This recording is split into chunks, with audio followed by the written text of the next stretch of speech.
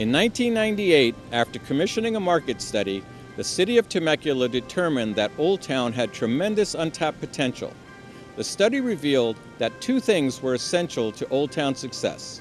First was a resident population, and the second was to use it as the location for public facilities. The study demonstrated that investment in public projects could be leveraged into substantial private investment. Achieving these objectives would turn Oldtown into an indispensable asset for the city, its residents, and its visitors.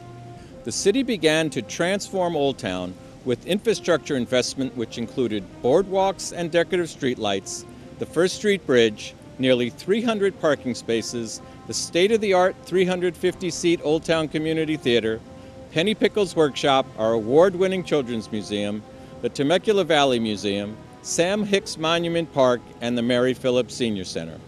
Additionally, public-private partnership investment has resulted in housing opportunities. Still planned is a substantial population base on the west side of Murrieta Creek.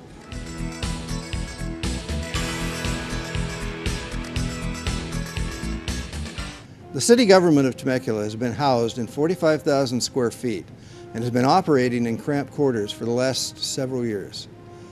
The new Civic Center will provide an additional 51,000 square feet of space, which has been planned with adequate meeting spaces and offices, and will provide Temecula with a center of government for the next 100 years and beyond. The valley has changed from when I was originally here. I think there was 15,000 people from a population standpoint. Now it's well over 115, 120. So the amount of growth that has taken place in this valley has been unbelievable. And it's been controlled growth, it's been well thought out growth and well planned. And it's evident by the community that it is today. And we had never, frankly, encountered a client group ranging from council members to city manager to city staff who had done quite as much research as far as the types of things that they wanted in their civic center, the types of things that they wanted to give back to the community as part of this project. And for architects, that's really exciting and fun for us to have a client that has a vision, and then we can bring our creativity and vision to bear along with that and really create something that's responsive to the client's vision. So while we're hesitant to discuss it in terms of pure architectural style, because that's more of a dry academic discussion, I think what is important is that we have elements here that have proven successful through many, many generations and in fact centuries in creating pleasant, enjoyable, usable public indoor and outdoor spaces. As we discussed what the goals and aspirations of the project might be for the community, it turns out a lot of people have done investigations, a lot of staff. We're very serious about finding examples of other government buildings, city plazas that really impacted the whole community, and a lot of them had early California roots, mission architecture, mission revival architecture, and so we started heading that direction. But we decided early on that it was not going to be a real historicist piece of architecture, but rather a modern interpretation of mission architecture. And a lot of that has to do certainly with some of the classical forms, like we've got a big tower standing behind me, central tower, that's aligned on the axis of the streets, it's aligned on the axis of the plaza below. But the essence of it really was the plaza.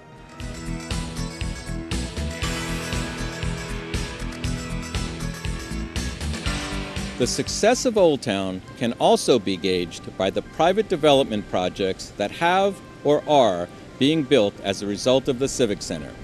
Millions of dollars in private investment have been generated in Oldtown. New private projects include the Dalton Buildings, the warehouse at Creekside, and the Oldtown Plaza building.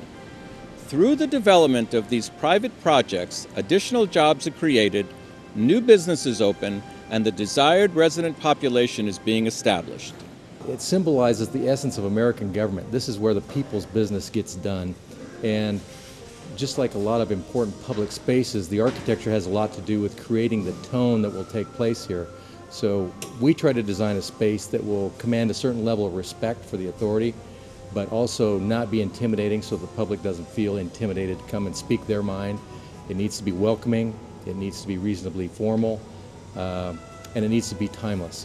And as you wander around the project and you see those surprising little components of courtyards and fountains, those are really intended for the public to come here and enjoy this facility, be a part of this facility. It's not just a place for public employees to do their 8 to 5 job.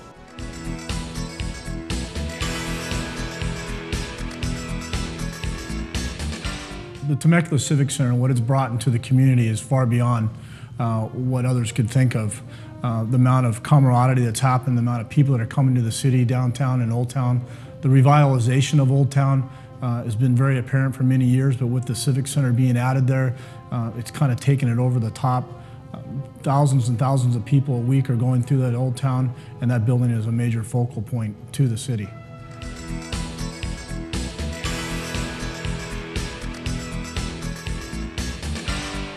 I think that the order of magnitude of this project is so large in terms of what it offers back to the city. I mean, here behind me we have this beautiful artist-designed fountain that really captures a certain part of the area's history.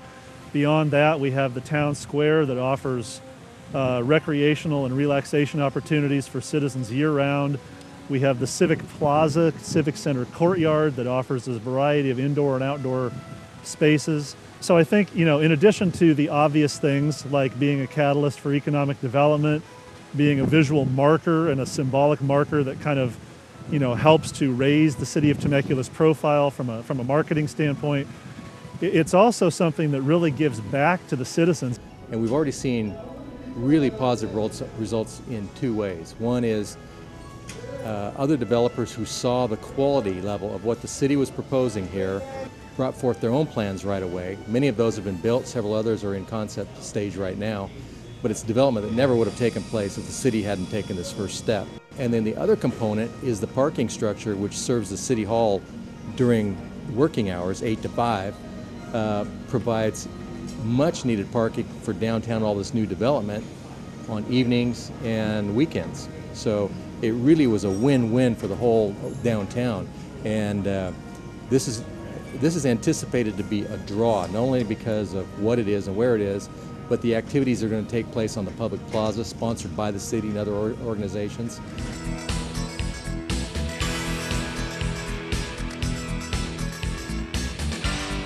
The City of Temecula is planning to convert the current City Hall to a comprehensive police station. Because we own our present City Hall and have no debt on it, the conversion will save the city in excess of $20 million.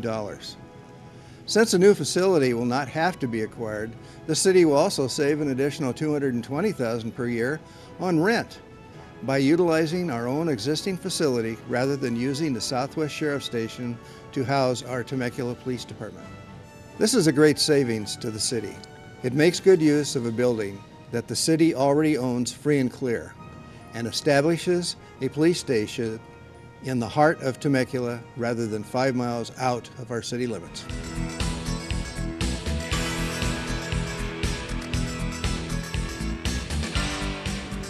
The new Civic Center has created an important gathering place for the community, while also being one of the most significant business investments in Temecula's history. Constructing it in this weakened economy gave us the ability to build it for approximately 25% less, at the same time creating more than 2,000 badly needed construction jobs. So the timing of the Civic Center construction created an economic engine during an otherwise down economic climate and saved the city more than $10 million. From a taxpayer's perspective, and from the City Hall's perspective and from a budget standpoint, the Civic Center couldn't have been built at a better time with cost efficiencies in the materials and labor. The market has changed so much that this project 4, 5, 6 years ago might have been double in cost to where it was today. And I think that was to the advantage and planning by the city as well as the taxpayers' advantage from having a project that's probably the lowest cost basis I would think you're ever going to see in the next 10 years.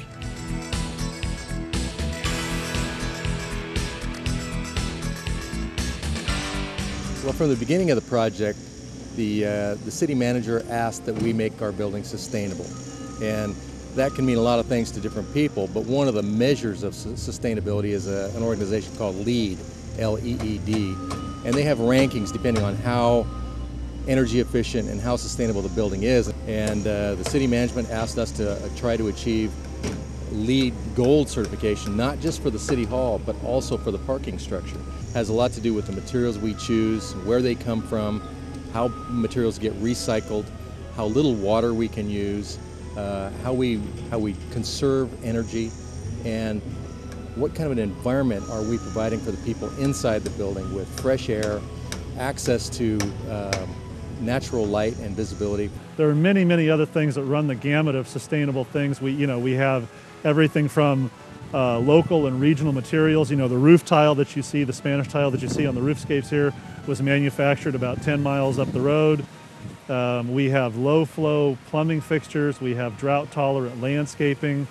We have extremely sophisticated building management systems that provide optimal energy usage, a tremendous amount of daylighting in the interior spaces that reduce the need for artificial lighting. We have a state-of-the-art mechanical system that's called an IDEC system, indirect to direct evaporative cooling, which sounds like a fancy term, but what it really means is 100% outside air that gives extremely high indoor air quality for the employees and visitors of the building. They're going to be breathing fresh, clean air that also, because of the way this system works, requires a minimum amount of energy to heat and cool. So it's a very sort of green, sustainable strategy.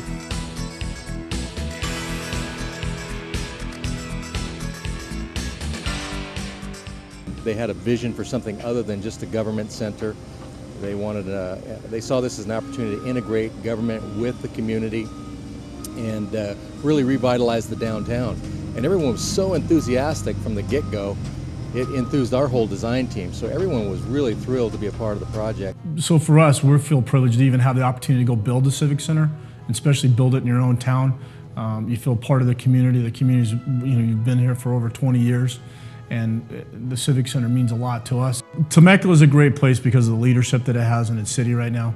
The leadership that the community takes, and they're hands-on, and people are completely engaged and completely involved, and they care.